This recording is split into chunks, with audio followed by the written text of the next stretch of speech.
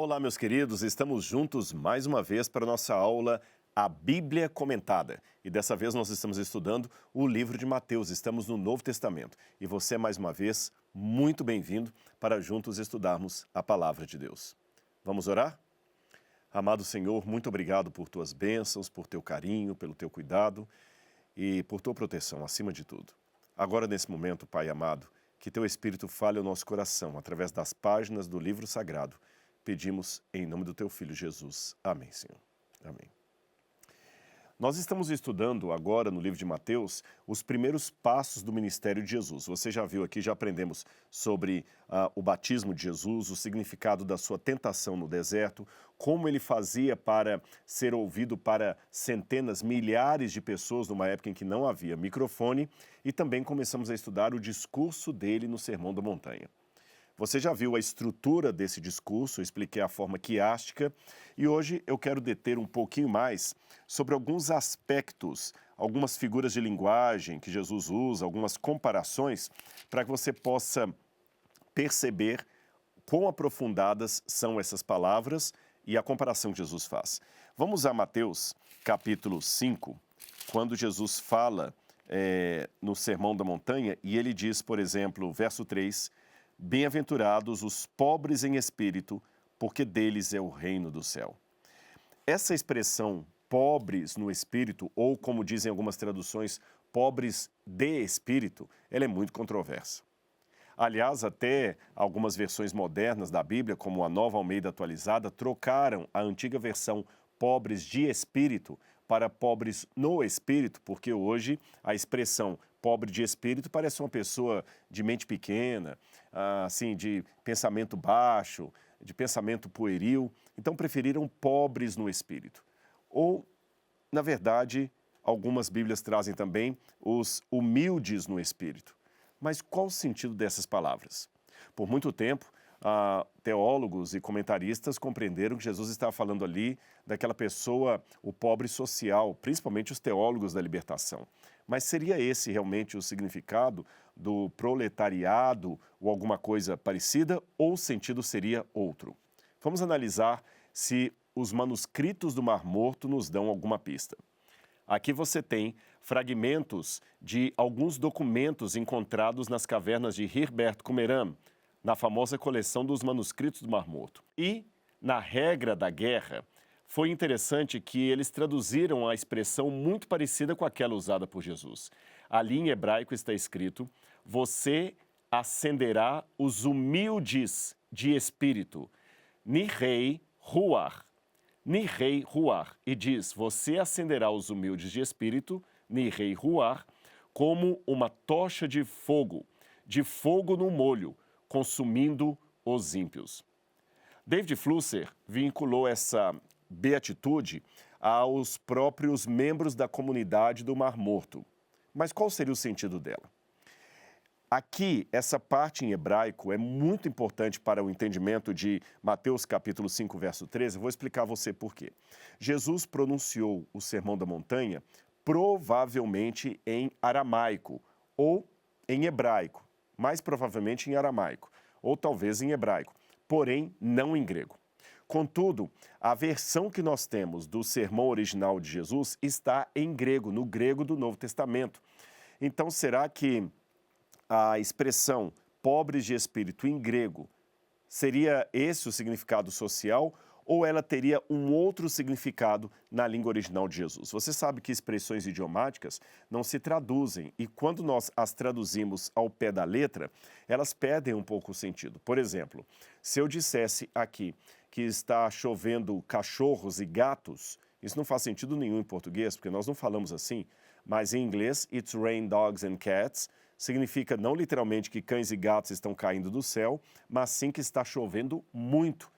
De igual modo, não faz sentido nenhum em inglês eu dizer it's rain knives, está chovendo canivetes, facas, também não faz sentido isso. Mas em português, sim, está chovendo muito. Então o tradutor, às vezes, fica num dilema, quando vê uma expressão idiomática. Se ele traduz ao pé da letra, ela não faz sentido no outro idioma. Se ele verte a expressão para significar algo, ele não está traduzindo como está no original. Então Jesus falou algo em hebraico, provavelmente Nirei Ruach, e o autor do Evangelho de Mateus traduziu para o grego humildes em espírito. Mas vamos ver um outro fragmento dos manuscritos do Mar Morto, se ele também nos ajuda.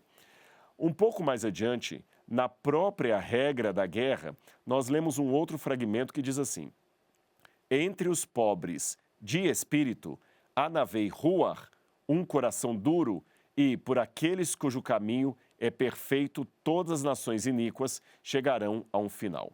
Juntando a expressão anavei ruach com a expressão nirei ruach, chegou-se à conclusão que o sentido original dessa expressão na língua materna de Jesus, no hebraico, seria o seguinte. Eu vou mostrar numa imagem e você vai entender.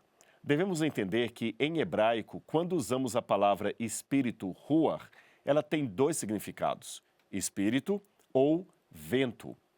Portanto, dizer bem-aventurados os humildes no espírito pode ser os humildes no vento. Mas o que significaria humildes no vento? Bem, aquela expressão que aparece na segunda parte do rolo da guerra de Qumran, Anavei Ruach, pode ser traduzida literalmente de duas maneiras: os pobres no espírito ou os encurvados no espírito. Os encurvados, é a mesma expressão. É como a gente fala em português, o pé rapado, para falar daquela pessoa que não tem dinheiro. O pé rapado significa tanto alguém que rapou o seu pé ali de uma lama, como aquele que não tem dinheiro. Pois bem, em hebraico, o anavei significa tanto aquele que é pobre, no sentido social da palavra, como também aquele que é humilde. E, literalmente, a palavra também significa aquele que está encurvado, porque o humilde, o pobre, ele se encurva diante do seu Senhor. Agora você vai entender por que eu coloquei essa foto que mostrei agora. Grãos de trigo e uma haste de trigo inclinados pela ação do vento. O vento sopra e o trigo humildemente se inclina. Se inclina na direção do vento. Esta imagem que vocês estão vendo aqui atrás é a representação fotográfica da expressão anavei ruach, encurvados no espírito, ou, como traduzir em português, humildes no espírito, pobres no espírito. Sendo assim, o que Jesus queria dizer com aquela expressão bem-aventurados os humildes de espírito? Ele quis dizer, bem-aventurados aqueles que, quando o Espírito de Deus sopra, ele se inclina, ele é submisso à vontade do Pai, ele aceita a direção de Deus. Seja sincero, não deu um outro significado?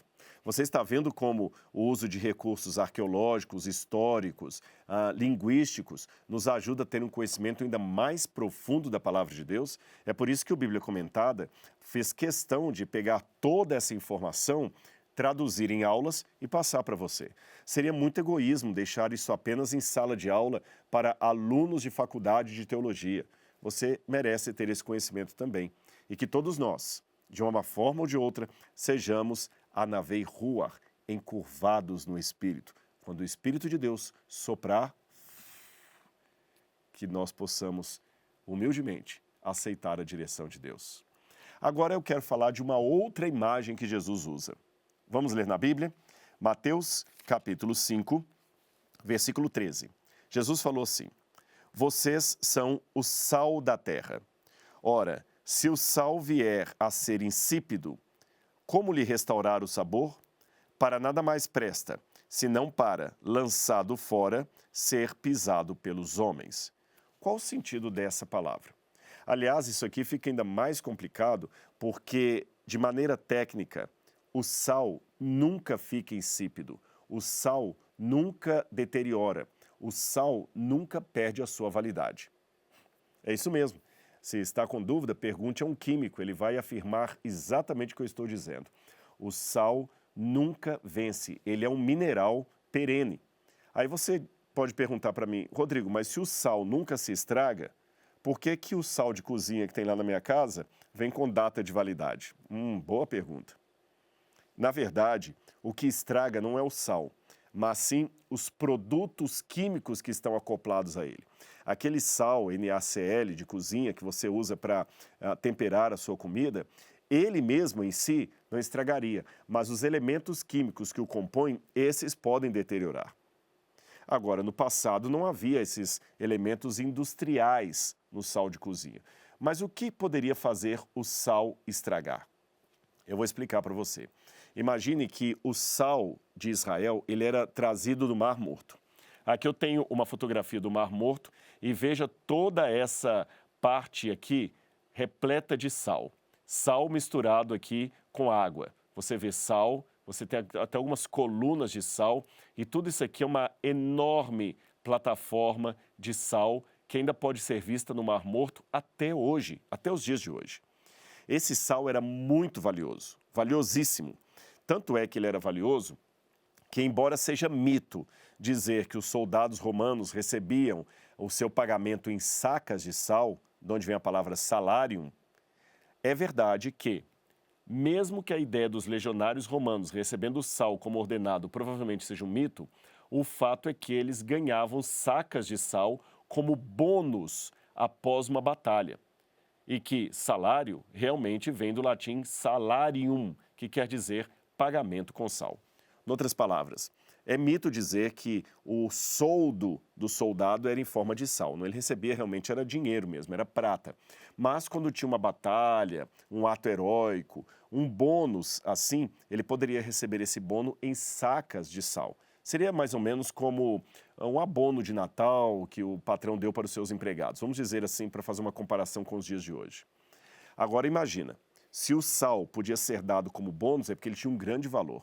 Se a palavra salário vem de salarium, que significa montanha de sal, é porque realmente ele era um mineral valiosíssimo. E por quê? O sal era usado para não apenas temperar, mas também preservar os alimentos. Lembre-se, numa época em que não havia geladeira, refrigerador, nem câmara frigorífica, você precisaria do sal para conservar o alimento ainda em condição de ser comido, mesmo dias depois, especialmente em se tratando de alimento cárneo ou peixe, por exemplo. Imagine a situação, um nobre comerciante de Jerusalém chamando alguém para jantar em sua casa e lhe oferecendo um peixe que foi pescado no Mar da Galileia. Hoje, não parece grande coisa, nós estamos comendo às vezes no Brasil um peixe que veio da Noruega. Hoje tem câmeras frigoríficas, mas naquela época não. Então, o Mar da Galileia, nos dias de Jesus, ficava a 3 dias e meio de viagem de Jerusalém. Então imagina, esse peixe aqui veio de um lago que está a 3 dias e meio distante daqui. E eu posso comê-lo na minha casa. E o que garantia você poder comer aquele peixe sem ele se estragar? Porque o peixe vinha na salmoura. Ele ficava sempre guardado em depósitos de sal. Uma cidade da Galileia que tinha grandes produções de sal era a cidade de Magdala, onde viveu Maria de Magdalena. Por isso que o sal tinha um valor muito grande de preservação. Na Bíblia Sagrada, o sal é usado até como um sinônimo para a purificação. Vamos ver. Pois todos serão salgados com fogo. É a expressão que está em Marcos capítulo 9, versículo 49. Zará makon melar, que significa literalmente semear um lugar com sal. Isto seria uma expressão idiomática para destruir completamente.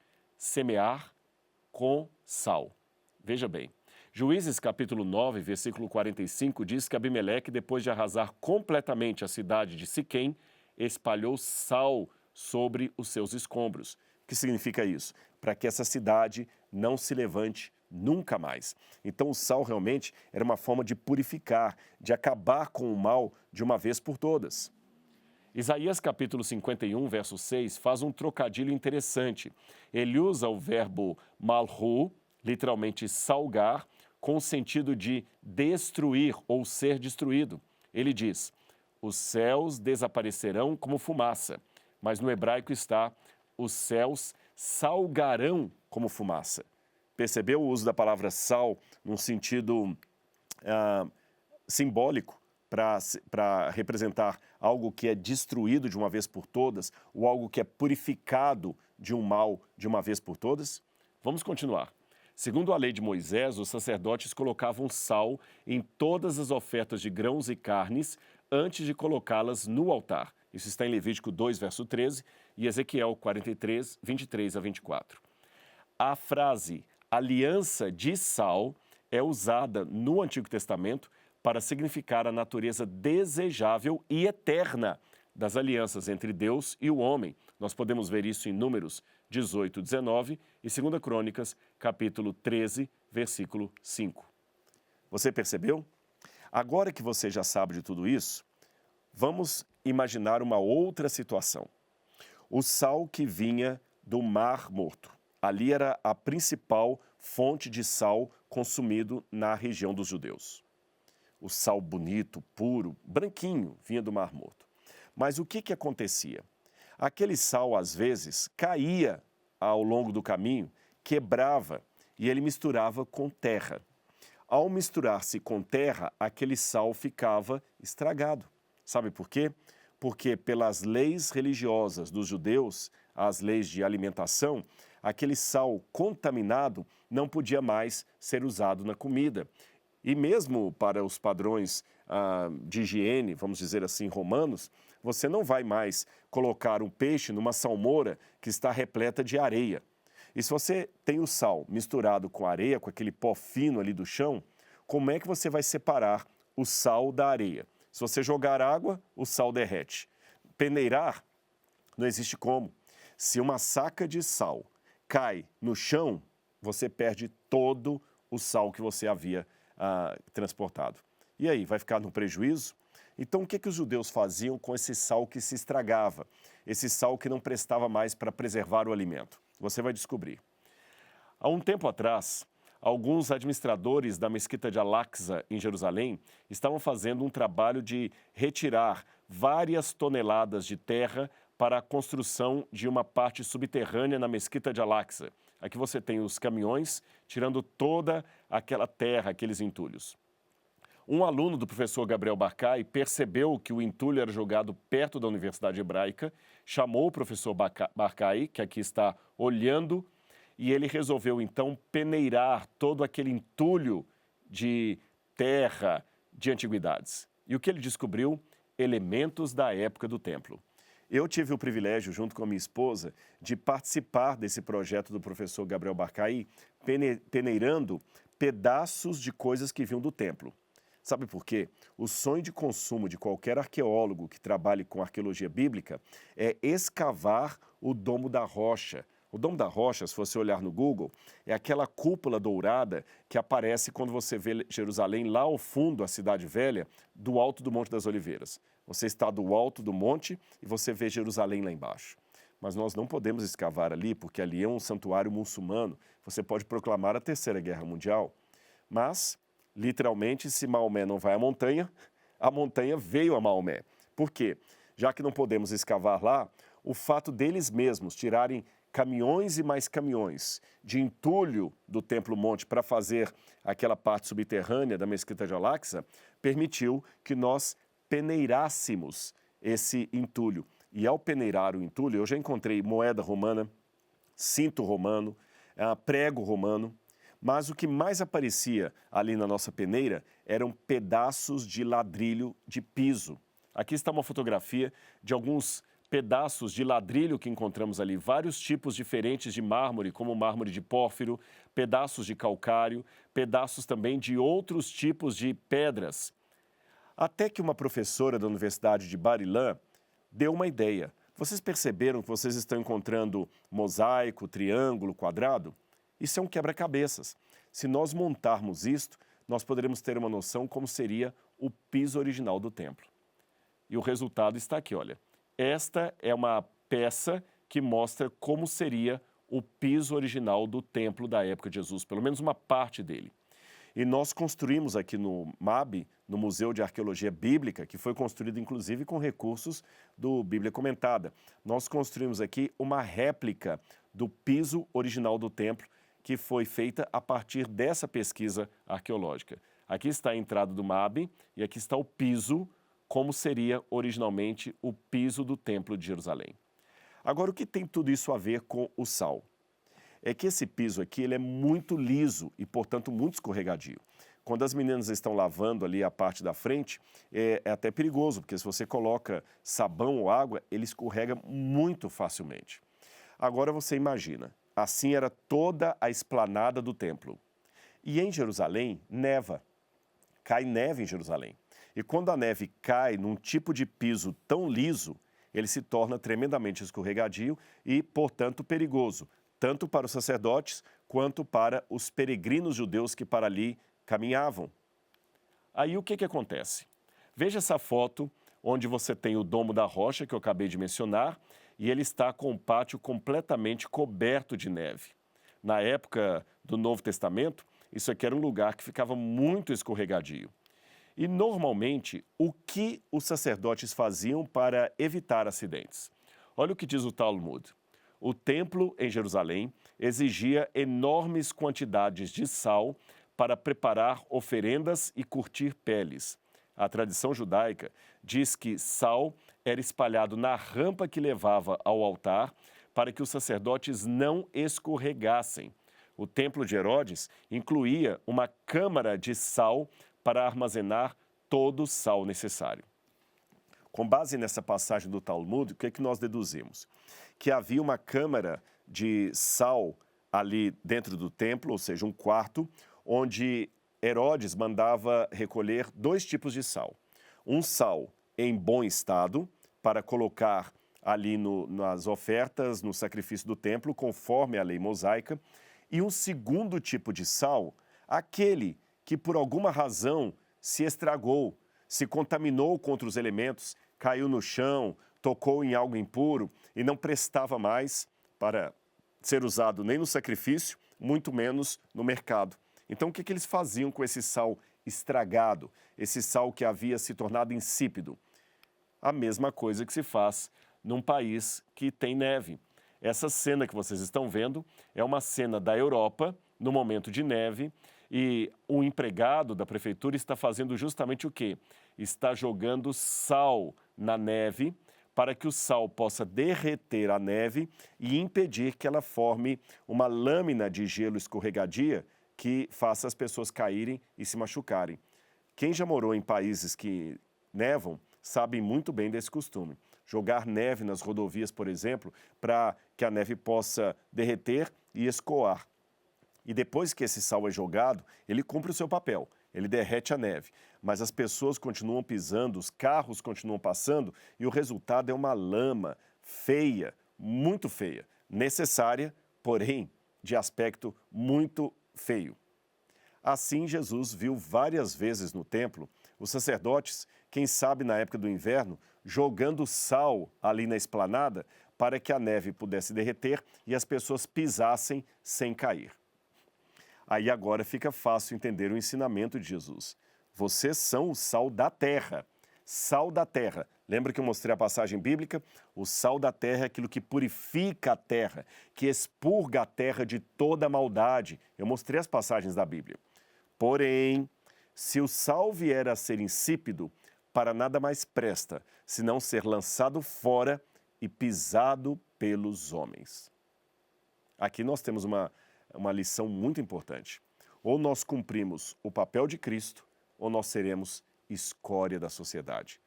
Ou nós aceitamos o chamado de Deus para ser cabeça, ou seremos a cauda.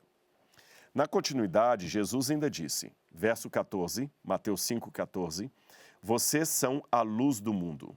Não se pode esconder uma cidade situada no alto de um monte, nem se acende uma lamparina para colocá-la debaixo de um cesto, mas num lugar adequado, onde ilumina bem todos os que estão na casa. Ora, como é que funcionava isso? Aqui nós temos uma lamparina dos tempos de Jesus. Aqui, nessa parte, você colocaria o azeite de oliva e aqui você coloca justamente 2 pedaços de pano ou qualquer tipo de pavio e enquanto houver azeite de oliva aqui dentro, a chama será mantida.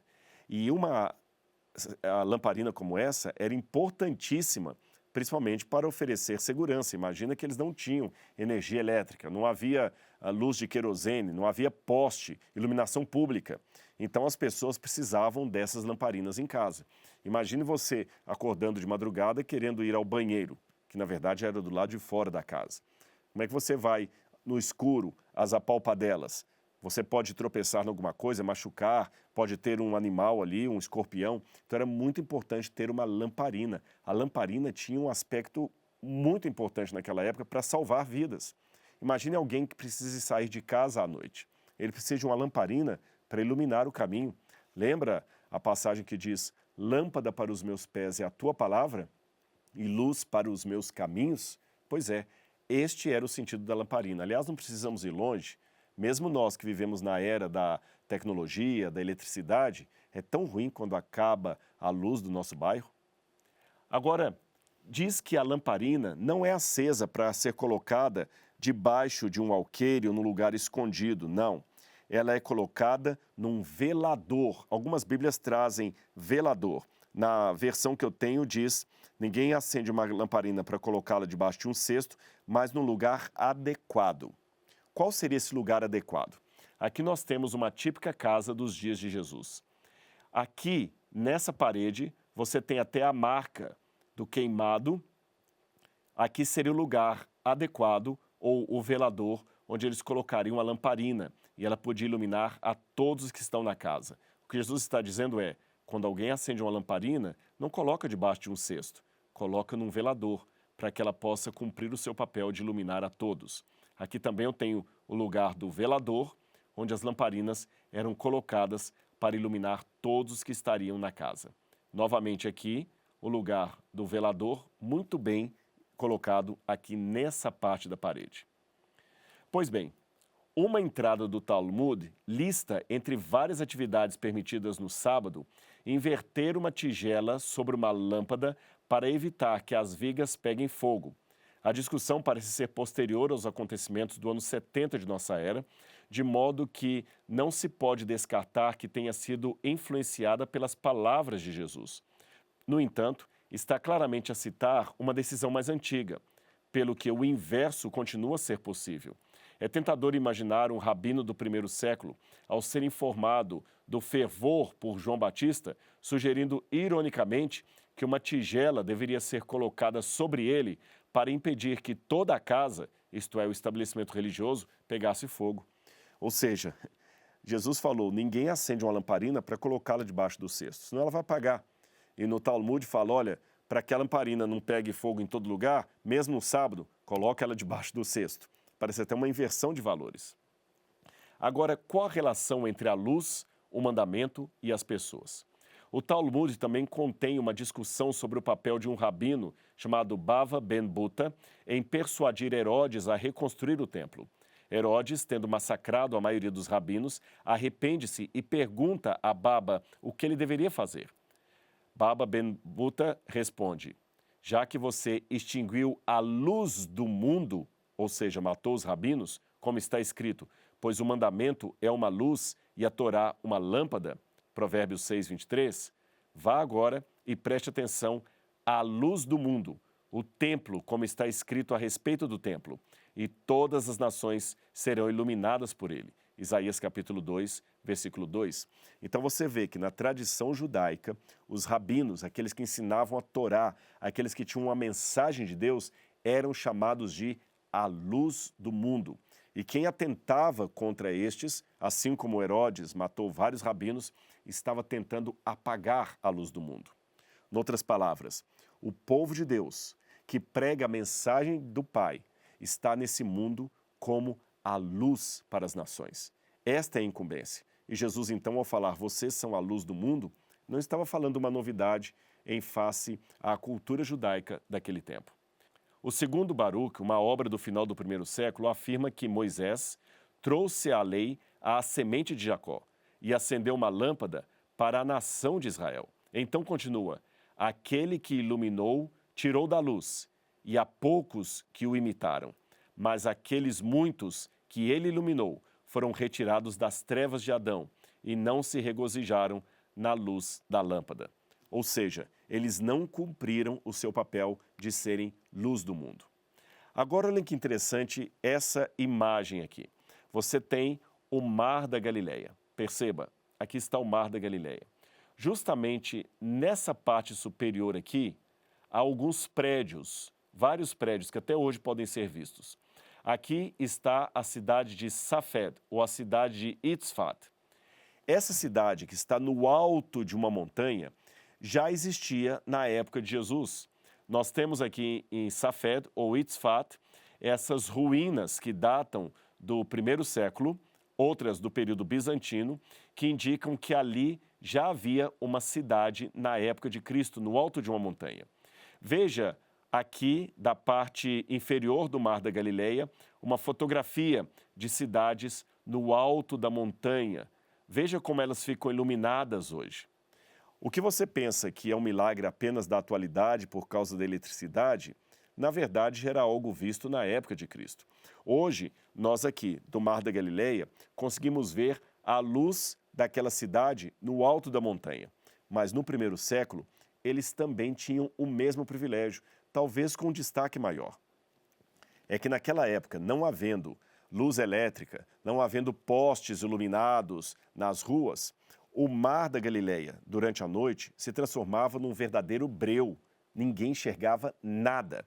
Sendo assim, quando as pessoas acendiam as suas lamparinas lá em cima, lá na cidade de Safed, aqui embaixo, todos viam as luzes de Safed, ou de Itzfat, a cidade edificada sobre o monte.